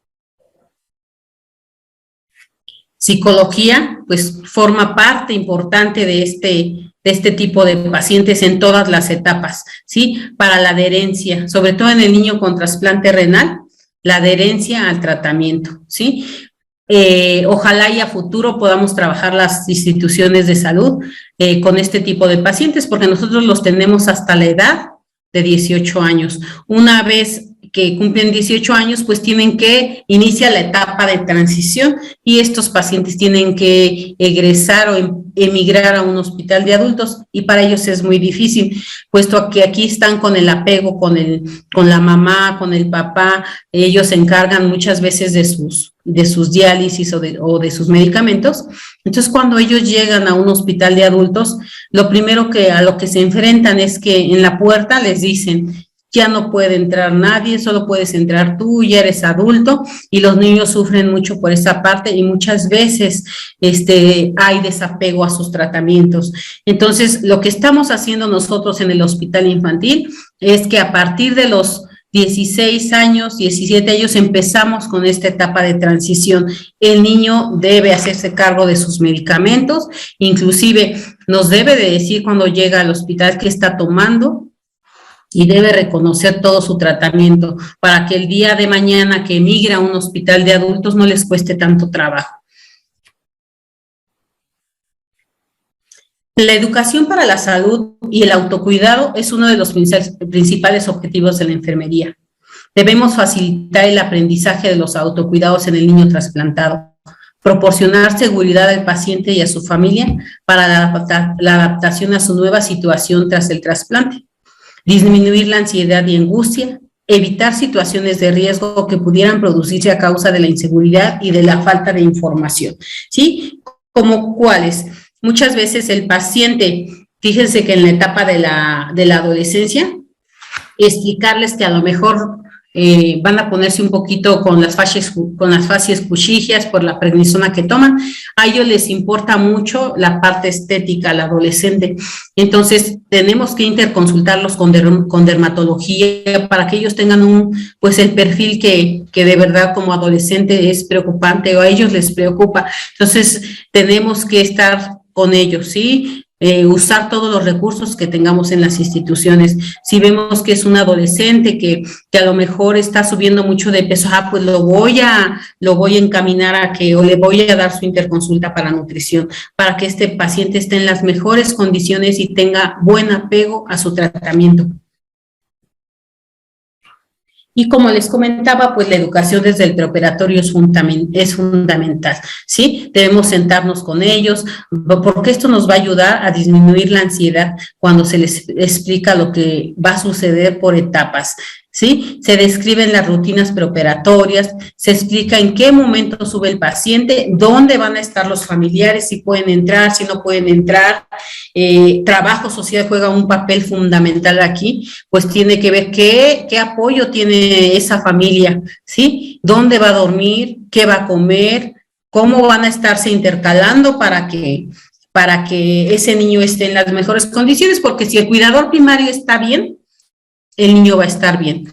Pero si tenemos cuidadores primarios que se nos están hipotensando porque no han comido, porque se están hipertensando, porque ya están muy cansados, no vamos a poder, o atendemos al niño o atendemos a los cuidadores. Entonces es sumamente importante que ellos tengan donde descansar, ¿sí? Entonces, en este papel, pues, trabajo social juega un importante, ¿verdad?, papel ahí. En cuanto a las medidas higiénico-dietéticas, pues debe ser una dieta variada, recomendada por el nutriólogo antes de su alta. Higiene personal, se les debe mencionar que pues su baño debe ser diario, secar bien la herida, vigilar datos de infección, evitar lugares concurridos, visitas de personas enfermas, portar cubrebocas cuando salga de casa a sus consultas. De hecho, nosotros tenemos un indicador que es un paloteo rápido y una vez que egresa el paciente les preguntamos, ¿tienes tu medicamento? ¿Cuál es tu medicamento? ¿Qué signos de alarma puedes ver en tu herida? Y él me debe mencionar. Si en caso de que tengas salida de secreción de tu herida, ¿dónde debes acudir? Pues al hospital, ¿sí? Si te doliera el injerto, si tuvieras fiebre, entonces les vamos preguntando y ellos nos deben de responder. Y deben de tener el teléfono del hospital y saber quién es un nefrólogo. Se debe capacitar al familiar y al paciente cuando son adolescentes a preparar y manejar horarios de sus medicamentos.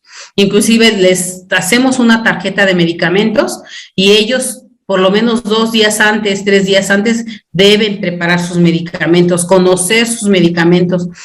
La importancia de la inmunosupresión, es importante que ellos sepan lo que es en la inmunosupresión y que si se la dejan de tomar, pues van a rechazar ese órgano. Y se le realiza una tarjeta, como les comentaba, de medicamentos que tomará a diario con horarios, dosis, presentación y forma de administración. 2 días antes de su alta, el familiar prepara y administra los medicamentos acompañado de la enfermera, haciendo doble cotejo. Tampoco los podemos dejar solos y confiarnos, ¿sí? Y se deben aclarar dudas en ese momento. En cuanto a la actividad física, ellos pueden hacer una vida normal sin actividades pesadas, ¿sí? No pueden jugar obviamente fútbol americano o ejercicio que puedan recibir golpes en el injerto, pero pueden hacer una vida normal. Pueden ir a la escuela, porque muchos niños nos preguntan, todavía no puedo ir a la escuela. Pueden ir a la escuela.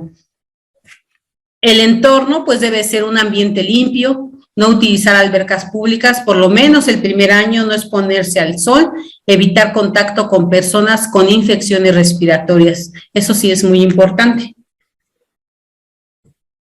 Y se le explica ante la aparición de qué signos y síntomas de alarma deben acudir al hospital, como es fiebre, escalofrío, hipertensión, dolor del injerto, dejar de orinar, edemas, dificultades respiratorias, si hay diarrea o vómitos, y se le debe proporcionar el número del hospital con extensión del servicio. Sí, como conclusiones, pues el trasplante renal, para mí, y estoy convencida que debería ser la terapia de sustitución renal ideal para un paciente pediátrico, ¿sí? Y deberíamos saltarnos la diálisis y la hemodiálisis. Sin embargo, pues no se lo ha logrado esto, pues ya que nuestro país pues no está tan no sé, a lo mejor convencido en cuanto a la donación de órganos. Entonces es importante que convenzamos a las personas para la donación de órganos y que el paciente pediátrico no tuviera que pasar por estas terapias. Por eso es que les comentaba que el primero y el segundo nivel debemos trabajar de verdad detectando estos pacientes y haciendo que ese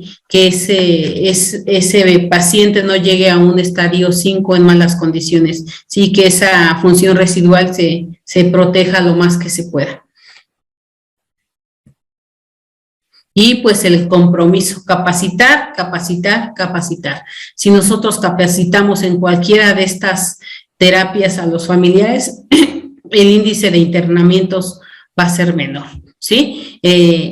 La consultoría de enfermería, de verdad, si un paciente te habla por teléfono y a mí me ha pasado que hay pacientes que están en diálisis, que un fin de semana, un día festivo no los quieren, e inclusive adultos ya que han estado en el hospital infantil, ya son casados y nos hablan y nos dicen, oye, es que no me quieren recibir en la institución, estoy así, y le empiezas a preguntar qué pasó, pues a lo mejor cuánto te ultrafiltraste, cómo, o sea, no, pues tengo esto, estoy hipotenso y esto, de verdad que por teléfono puedes ayudar mucho a esos pacientes. Entonces vamos juntas, toda enfermería, por una consultoría de enfermería.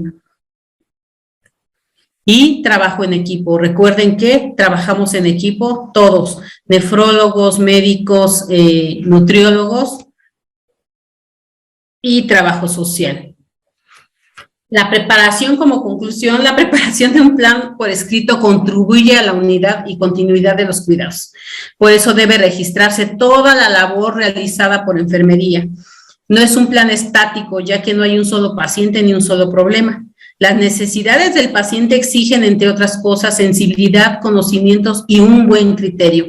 La enfermera debidamente preparada tiene la oportunidad, mientras presta sus cuidados básicos, de escuchar al paciente para detectar esos problemas y cómo podemos contribuir en el autocuidado para que sea un trasplante exitoso.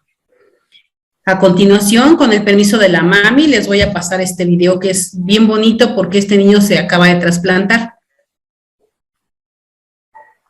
Pues yo soy Elvia Tenorio, soy mamá de Mateo, y pues mi hijo desde los 8 meses de nacido padeció de piedras, le llegaron algunas heridas, tenía en la vejiga, en los riñones, y pues ha tenido 8 operaciones de delitos renales, y por esa causa pues perdió sus riñones y hace 2 años, en el 2018-19, empezó con hemodiálisis y ahora ya lo cambiaron a la diálisis peritoneal y pues ya estamos a un paso del trasplante.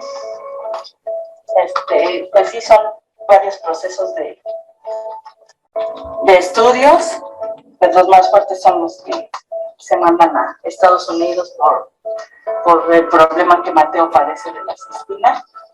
Ya con el resultado se mandó pues las pruebas para su hermano y su hermana, que eran probables donadores, y pues su hermano mayor es el que le va a donar su riñón.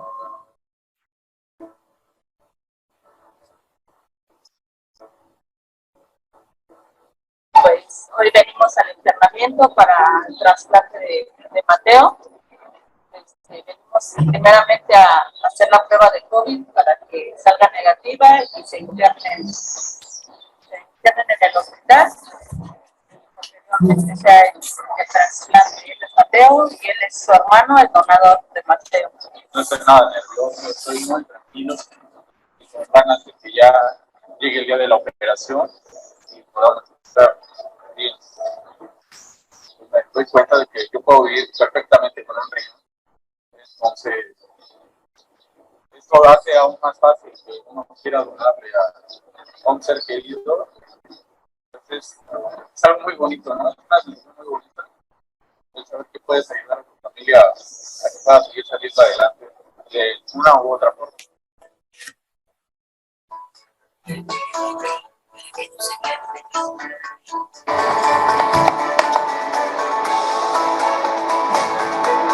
Hola, mi nombre es Mateo, tengo 10 años desde que me trasplantaron. Mi vida ha sido mejor y gracias a mi hermano que me trasplantaron. Y me siento ya más feliz y así, ya tengo más ganas de jugar. Y así todos los niños que tengan enfermedades que le echen muchas ganas como yo. Quisiera yo ser de grande doctor para ayudar a muchos niños enfermos. Le agradezco mucho a mi mamá, a mi papá y a mi hermano que es el que me donó. A él le agradezco más porque me dio una segunda oportunidad de tener mi vida normal.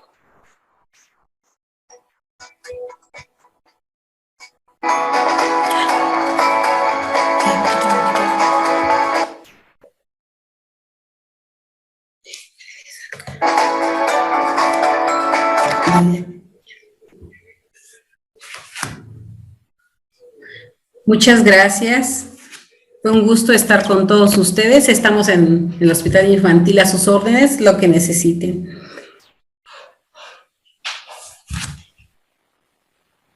Maestra, pues muchísimas gracias por tan importante tema que nos compartió el día de hoy.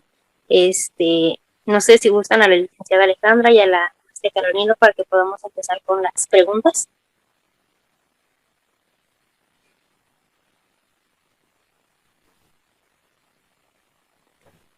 Bueno, la primera pregunta que tenemos es, ¿qué tipo de filtros se pueden utilizar en los pacientes post-trasplante si se requiere hemodiálisis?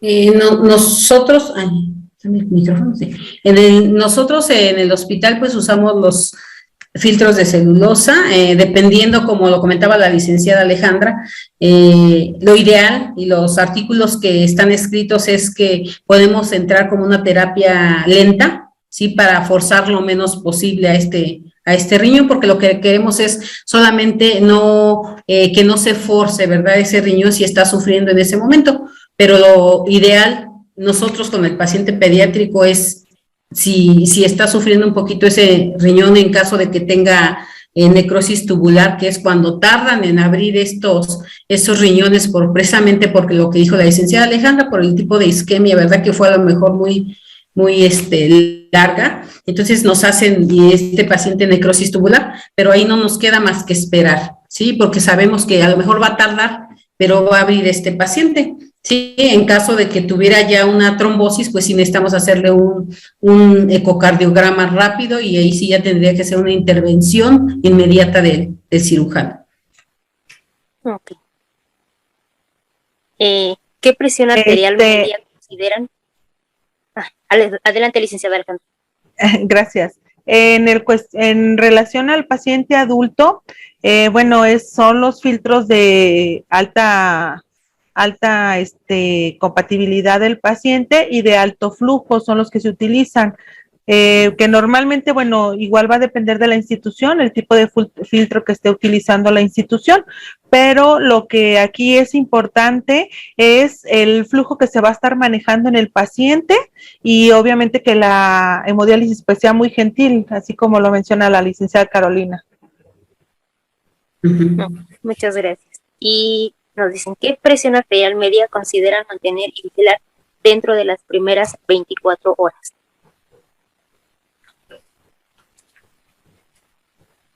Pues dependiendo las percentiles del paciente, lo que se trata es de que, dependiendo la edad del paciente, ¿verdad? Recuérdense que cada paciente pues tiene unas percentiles diferentes, pero lo ideal es que este paciente, dentro de sus percentiles, pues no se hipotense para evitar que haya mala perfusión y de ese trasplante. Así es, licenciada. Y en el caso del adulto, pues bueno, siempre estamos tratando de mantener una presión media arriba de 60. Gracias. ¿En qué situación se tendría que realizar alguna biopsia?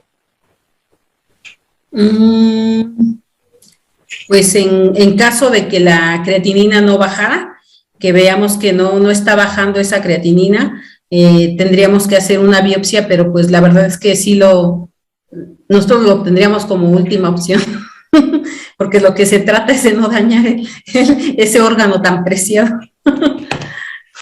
Así es correcto, licenciada. En este caso se tomaría como última opción. Yo creo que los estudios complementarios, los estudios de imagen de gabinete, son los que determinarían si el injerto está teniendo alguna lesión o no. En este caso, pues bueno, incluso a mí me ha tocado ver que en rechazos no se toma biopsia del riñón todavía, entonces sería como última instancia y no, la verdad es que no es muy recomendable. Gracias. No. El Basiliximab comentan que lo usan en inducción, pero independientemente si es trasplante de donador vivo o cadavérico.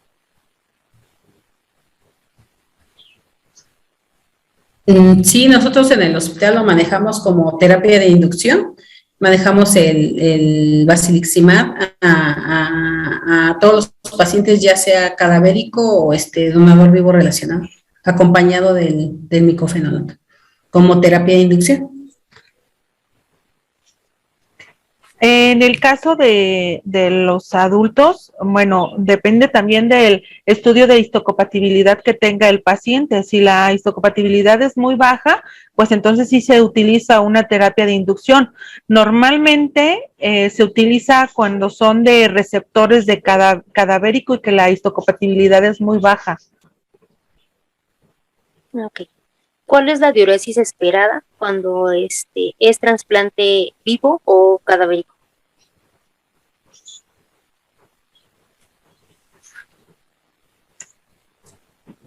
Pues en el paciente pediátrico, el paciente debe de alcanzar por lo menos de 30 a 40 mililitros por hora. Sí, hay pacientes que si vemos que no tienen la uresis que esperamos, pues sí, tenemos que poner atención en cuanto a los líquidos, ¿verdad?, que estamos administrando en ese momento. En el paciente adulto, bueno, se espera que sea mayor de 100 mililitros, pero también va a depender mucho, o sea, cómo recibe el organismo ese órgano, porque ha habido pacientes receptores de donador cadavérico y tienen una diuresis ejemplar, y sin embargo hay receptores de donadores vivos relacionados y tienen una diuresis muy por debajo de lo esperado. Entonces, esto va a depender, yo creo que de cada receptor y de la condición del órgano. Entonces, bueno, esto a lo mejor contestaría la siguiente pregunta, que nos comentan que en cuánto tiempo puede durar el catéter de diálisis o hemodiálisis posterior al trasplante.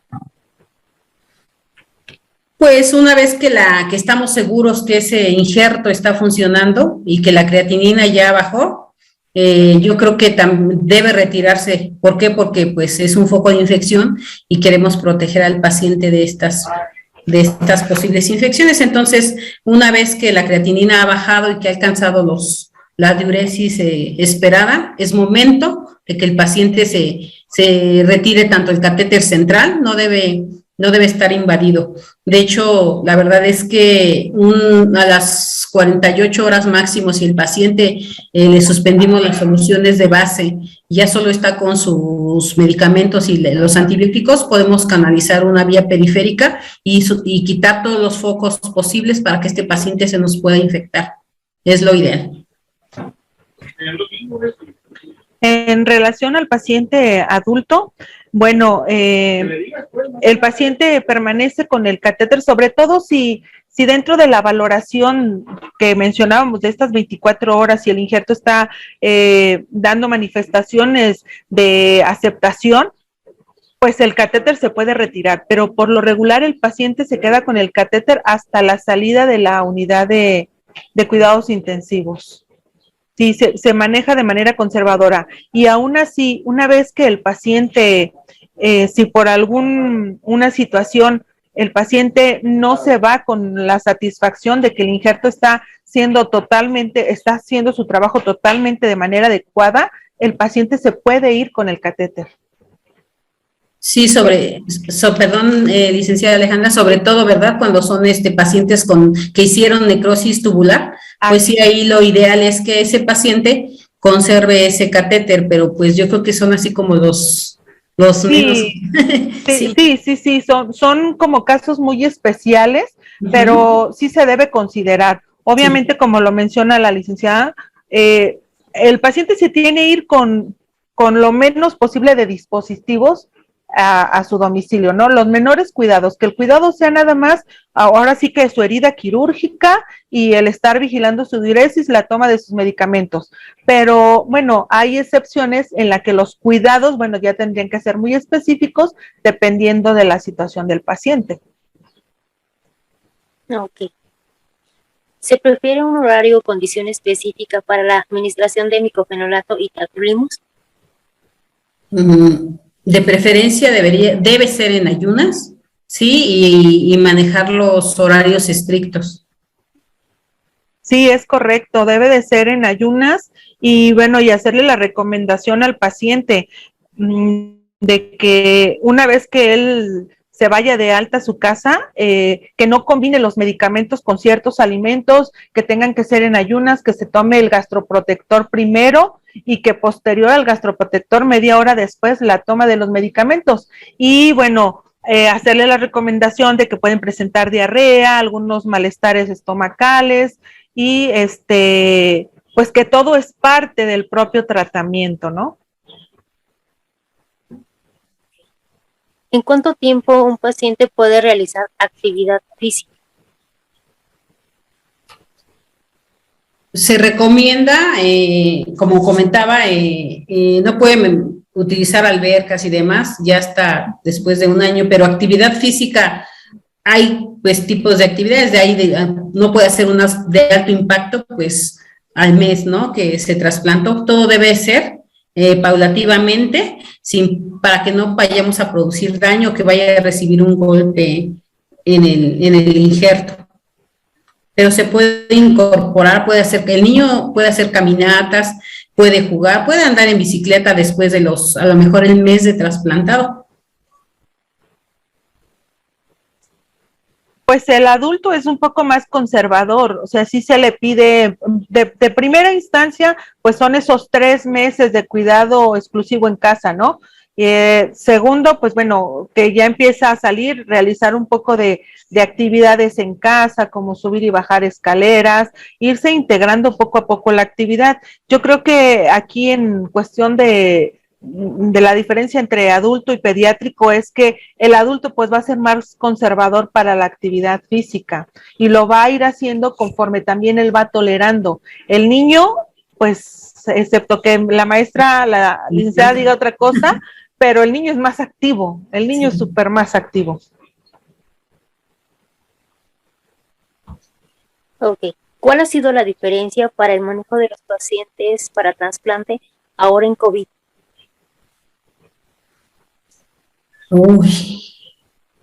Los pacientes, pues en trasplante, nosotros en el hospital, orgullosamente les puedo decir que no dejamos de dar consultas, ¿sí? No dejamos de dar consultas, las puertas estuvieron abiertas para los niños trasplantados, a lo mejor fueron de las consultas que más se vieron en ese momento, porque no podíamos, estos pacientes no pueden esperar, no se podían cerrar las puertas hacia ellos, entonces siguieron dando sus consultas a los trasplantados, se les dieron en el servicio, y pues la verdad es que sí hubo pacientes con COVID, trasplantados, afortunadamente les fue bien, la verdad es que les fue bien, y de donde más presentamos a diario pacientes y que de hecho fue de los más, el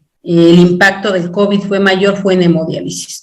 ¿Por qué? Pues porque fueron pacientes que venían en el transporte, pacientes que por las condiciones sociales y económicas tenían que trasladarse a diario en el transporte público, y la mayoría de ellos, de hecho tuvimos que hacer un plan urgente para estos niños, por dónde iban a entrar, cómo iban a comer, unos primero, los otros, y bueno, se habilitó un área para los niños de hemodiálisis porque fue de los que más tuvimos. Afortunadamente el paciente trasplantado hubo mucho menos, pero y a los que les llegó a presentar, pues les fue bien en su manejo.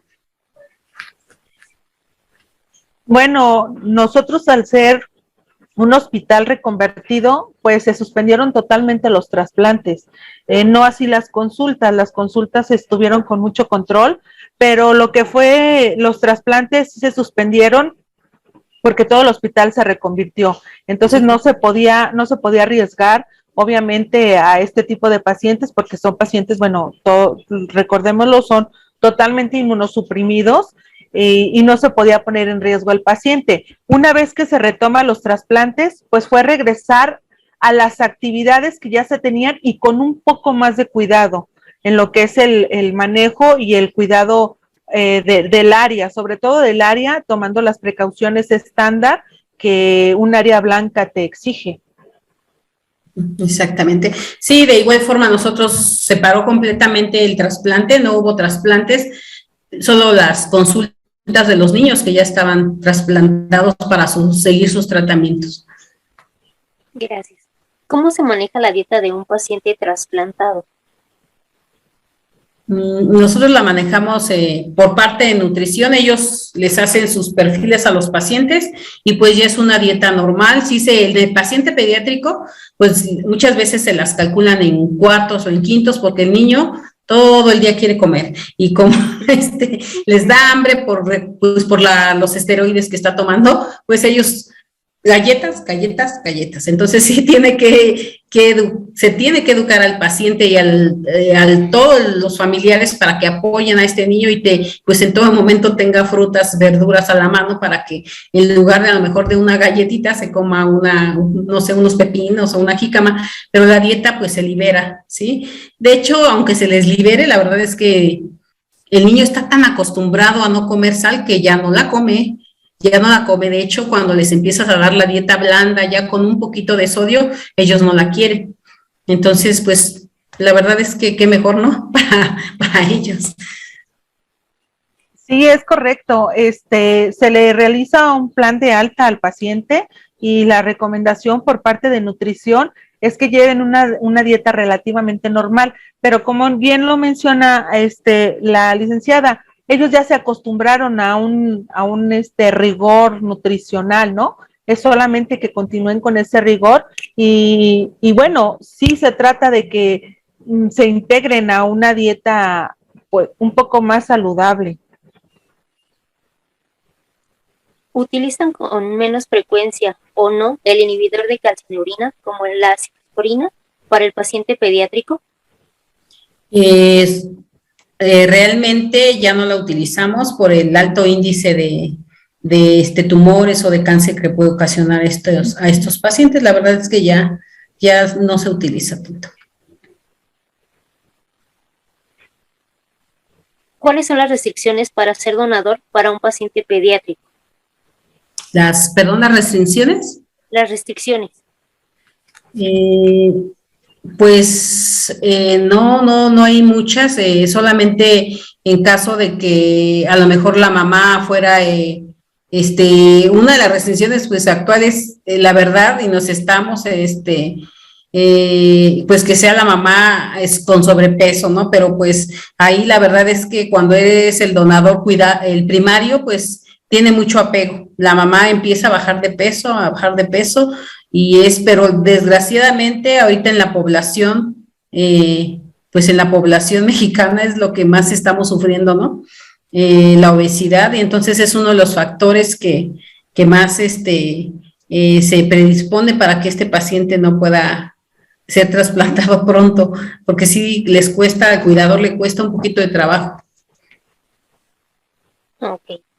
Vamos a realizar 2 preguntitas más, si nos permiten, licenciada, para poder ir cerrando, y si nos autorizan que se les mandemos las que tenemos en el chat, porque sí son muchas, entonces para poder cerrar esta sesión académica.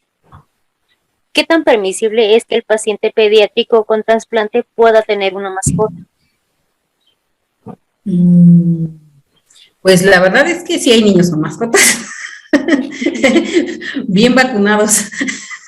Y ahorita pues lo que más nos preocupa más que la mascota es pelear por la vacunación en niños para el COVID.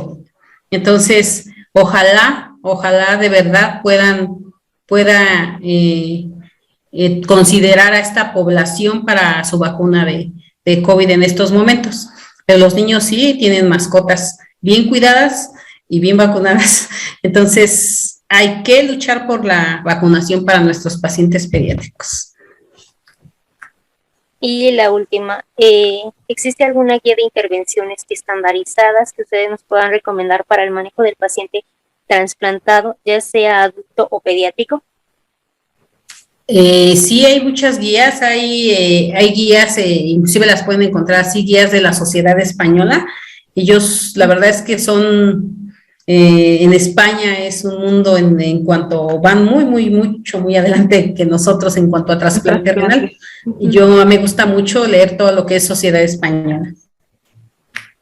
Sí, así es, correcto. Ellos van, híjole, incluso hasta en los trasplantes cruzados van mucho adelante que cualquiera de nosotros, incluyendo Cuba.